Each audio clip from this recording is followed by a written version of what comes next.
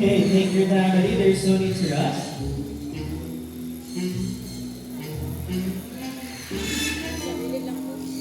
Now, everyone, can you say, "Come back here, amigo"? Come back here, amigo. Okay, buddy? Okay, now amigo here loves to play around. Now, take your time, buddy. There's no need to rush. So for this act, we have here two sample judgments, and we also have here some sample trashes. Now let's see what Amigo will do.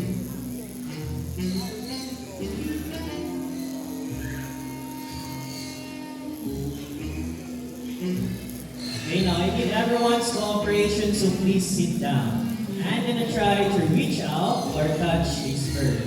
It is for your own safety and for the safety of our animals. Okay, buddy, can you come back to Mr. James?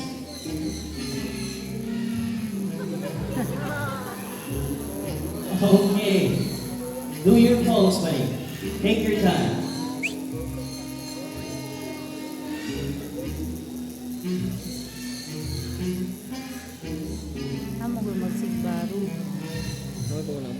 Alright, so how about everyone? A round of applause for Amigo. Now let's proceed to our next bird. Now our next bird we have is a very special, intelligent, and a super handsome bird. But I need your help to call him. Can you say Jumbo? Jumbo! Say louder, say Jumbo! Jumbo! Here's our Wow! great bunny, Jumbo. Right, so hi buddy, good afternoon. Huh? Can you wave to your crowd Oh. like this? Hi, welcome to Cebu Safari. Now everyone, can you wave back and say, "Hello Jumbo"? Hello, Jumbo!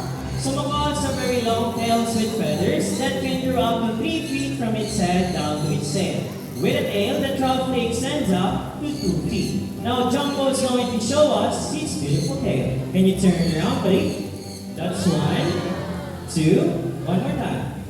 Good bird. Now as you can see, most of their colors are outside their bodies and less colors under their wings. But Jumbo is going to show us his beautiful wings. But first, can you say wings? Wings! One more time, say wings! Wings!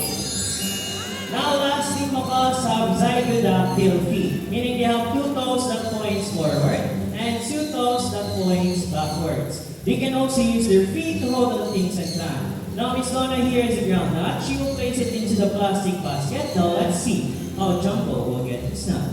So Jumbo carefully lifts up the plastic basket and got his nut. Good job, buddy. Now green-winged macaw, they are the gentle giants, as they are the second largest parrot species.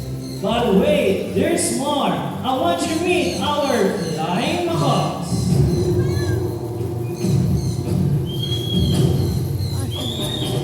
Asa naman eh? Wala. Ay, di mo balik. Whoa! Right, so we have a total of 3 flying macaws named Tony, Whoa! Harry, and Hardy. Now, blue-mantled macaw, they are a large parrot. They are native to South American rainforest. Now, this bird, it can grow up to 31 to 39 inches with a wingspan of 43 inches long. Now, macaws are very adaptive. Whatever environment they are in, it becomes quite normal to them. Meaning, if they are surrounded by many people, they will accept many people.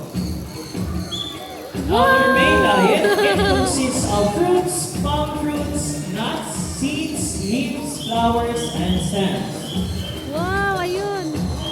Now, they have a strong beak that can easily crack nuts and seeds with an impressive bite force of 500 to 700 psi. Now, psi means pounds per square inch. Now, there are a total of 400 species of parrots in the world, and blue-mantled macaw rank as the 3rd largest parrots in the world. Wait. They have a long lifespan. They can live up to 30 to 60 years.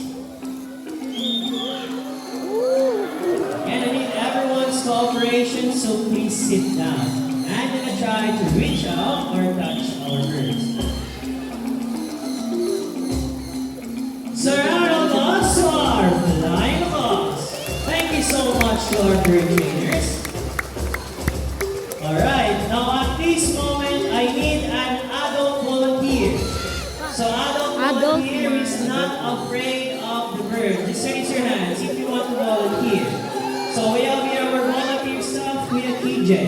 She'll be the one who will pick out, he will be the one who will pick out the volunteer. Okay na ma'am, can you follow Kuya KJ?